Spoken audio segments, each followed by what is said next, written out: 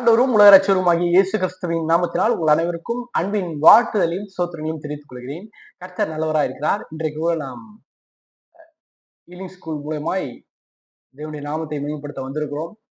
பாருங்க, இந்த Ealing school, இந்த பைபிள் ஸ்டடி எதுக்காக நம்ம எடுக்கிறோம்னா, ஒவ்வொருவருக்கும் தெய்வீக சுகம் உண்டு என்பதற்காக தான் நம்ம இந்த எடுத்துட்டு இருக்கோம். ஒவ்வொருத்தரும் தெரிஞ்சுக்கணும். பாருங்க, இந்த ஈலிங் ஸ்கூல் மூலமா என்ன ஒருத்தரும் தெரிஞ்சுக்கணும். என்ன நமக்கு சுகம் நமக்கு வைக்கப்பட்டிருக்கிறது கல்வாரி சிலுவையின் மூலமாய். சுகத்துக்கு நம்ம சொந்தக்காரர்கள். சுகத்தை நாம் ஆண்டு அனுபவிக்கணும். பாருங்க, அதுக்காகவே சுகம். எத்தனை பேர் நம்புறீங்க? அதுக்காக தான் இந்த பைபிள் ஸ்டடி நடத்தி கொண்டிருக்கிறோம். நம்ம கர்த்தருடைய வார்த்தைகளை கடந்து செல்வோம். கடந்த 15 நாட்களாக நம்ம சரீரத்தை பற்றி பார்த்து கொண்டிருக்கிறோம். இந்த சரீரம் எப்படியெல்லாம் தேவன் ஆசீர்வதிச்சிருக்காரு, எப்படியெல்லாம் உண்டாக்குனாரு, எங்க வியாதி வருது, எப்படி வருது, எல்லாவற்றையும் நம்ம பார்த்திருக்கிறோம். இன்றைய தினம் நம்ம என்ன பார்க்க போகிறோம் என்றால், சரீரத்தையும் தேவன் ஆசீர்வதித்திருக்கிறார் என்று நம்ம பார்க்க போகிறோம். பாருங்க, கிறிஸ்தவத்துல என்ன சொல்றாங்கன்னா, சரீரத்தெல்லாம் தேவன் ஆசீர்வதிக்கலையாக்கும் அப்படின்றாங்க சில பேர். ஒன்லி ஆவி ஆத்மாவை மட்டும் தான் தேவன் ஆசீர்வதிச்சிருக்காரு, சரீரத்தெல்லாம் தேவன் ஆசீர்வதிக்கல அப்படின்றாங்க. இல்லைங்க, சரீரத்தை தேவன் ஆசீர்வதிச்சிருக்கார், சரீரத்தையும் தேவன் ஆசீர்வதிச்சிருக்கார். எத்தனை பேர் நம்புறீங்க? ஆதியாகமம் 1ஆம் அதிகாரம் 28ஆம் வசனத்துல எப்படியா சொல்லப்பட்டிருக்கு பாருங்க. பின்பு தேவன் அவர்களை நோக்கி, நீங்கள் பலுகி பெருகி பூமியை நிரப்பி அதை கீழ்ப்படுத்தி சமுத்திரத்தின் மச்சங்களையும் ஆகாயத்து பறவைகளையும் பூமியில் நடமாடுகிற சகல ஜீவஜந்துக்களையும் ஆண்டு கொள்ளுங்கள் என்று சொல்லி தேவன் அவர்களை ஆசீர்வதித்தார் என்று சொல்லப்படுகிறது. அப்போ இங்க நீங்க கேட்கல, இங்க எங்க பிரதர் சரீரத்தை பற்றி சொல்லப்படுது அப்படின்னு கேட்கலாம். பாருங்க, இந்த பலுகி பெருகி பூமியை நிரப்பி, அந்த இடத்துலதான் பாருங்க சரீரத்தை பற்றிய ஒரு காரியம் அங்க இருக்கு. அப்போ ஒரு விஷயத்த நல்லா புரிஞ்சுக்கணும். என்ன, சரீரத்தையும் தேவன் ஆசீர்வதிச்சிருக்காரு. எத்தனை பேர் வாய் திறந்து சொல்றீங்க? இன்றைக்கு வாய் திறந்து சொல்லுங்க, உங்க சரீரத்தை தேவன் ஆசீர்வதிச்சிருக்காரு. நீங்க கேட்கலாம், பிரதர் இது சிருஷ்டிப்பின் போது ஆசீர்வதிச்சார் பிரதர், அதுக்கப்புறம் எங்க பிரதர் ஆசீர்வதிச்சாரு? இல்லைங்க, ஆசீர்வதிச்சிருக்காரு. எப்படி?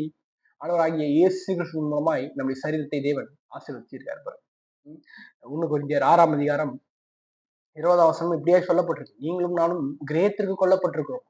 யோசிச்சு பாருங்க, பைபிள் இப்படியா சொல்லப்படுகிறது. 1 கொரிந்தியர் 6ஆம் அதிகாரம் நான் படிக்கிறேன், கேளுங்க. 1 கொரிந்தியர் 6ஆம் அதிகாரம் 20ஆம் வசனத்தை படிக்கிறேன், கேளுங்க.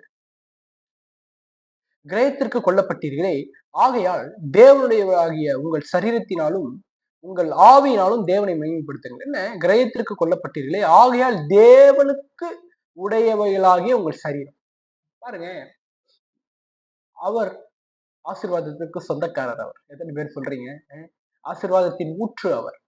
பாருங்க, அவருக்கு நம்முடைய சரீரம் சொந்தமா. அப்ப பாருங்க, ஒரு விஷயத்த நல்லா புரியும். நம்முடைய சரீரமே அவருக்கு சொந்தம்னா, யோசிச்சு பாருங்க, அதை ஆசீர்வதிக்காம இருப்பாரா?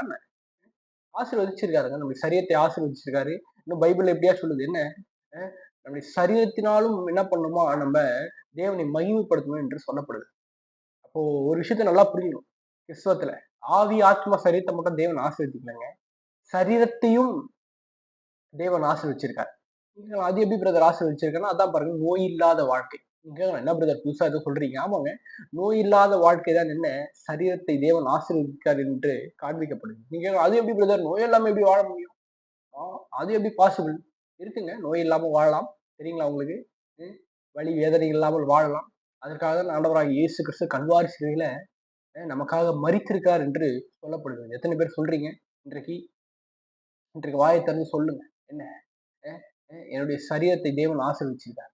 இந்த சரீரம், இந்த கை கால்கள், தலை முடி முதல் கொண்டு ஒவ்வொன்றத்தையும் ஆசீர்வதிச்சிருக்கார்.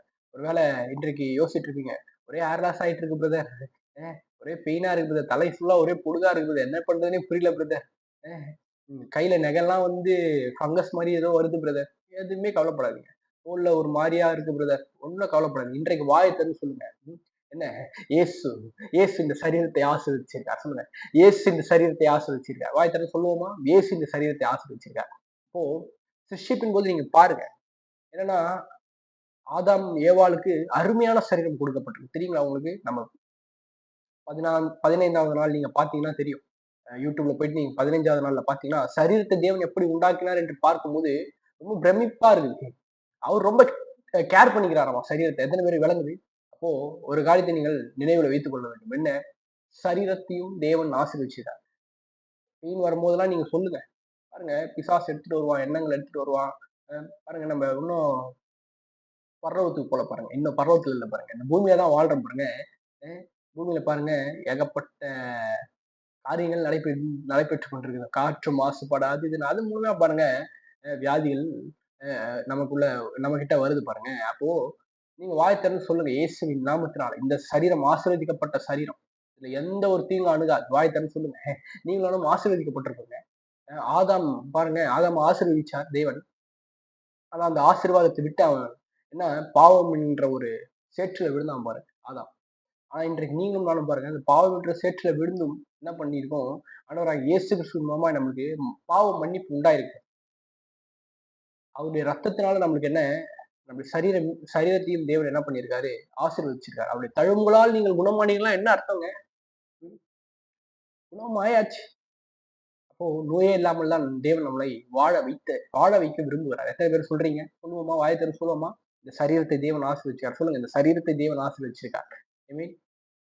கர்த்தர் நல்லவரா இருக்கிறார். வருகிற காலங்கள்ல நாம் இன்னும் அதிகமாய், ஆழமாய் நாம் தியானிப்போம். கர்த்தர் தாமே உங்களை யாவரும் ஆசீர்வதிப்பாராக. ஆமென்.